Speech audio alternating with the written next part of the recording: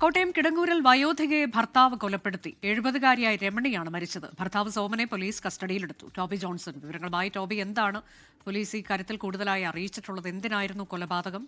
വിശദാംശങ്ങൾ. അനുജ, ഇന്ന് പുലർച്ചെയാണ് ഈ കൊലപാതകം നടന്നത്.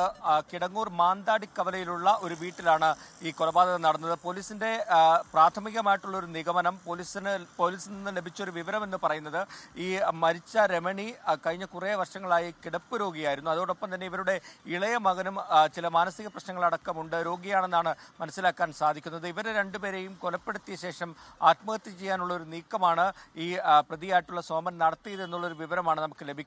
കാരണം ഇങ്ങനെ കുറേ നാളുകളായിട്ട് ഇങ്ങനെ ചികിത്സയും മറ്റുമായി പോകുമ്പോൾ അതിലുണ്ടായ ഒരു മാനസിക പ്രയാസമാണ് ഇത്തരത്തിലുള്ള ഒരു നടപടിയിലേക്ക് പോയത് എന്നാണ് നമുക്ക് മനസ്സിലാക്കാൻ കഴിയുന്നത്.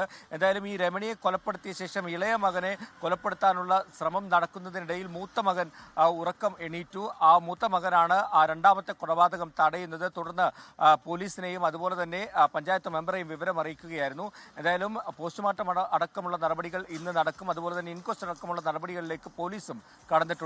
പ്രതി ഇപ്പോൾ കസ്റ്റഡിയിലാണുള്ളത്.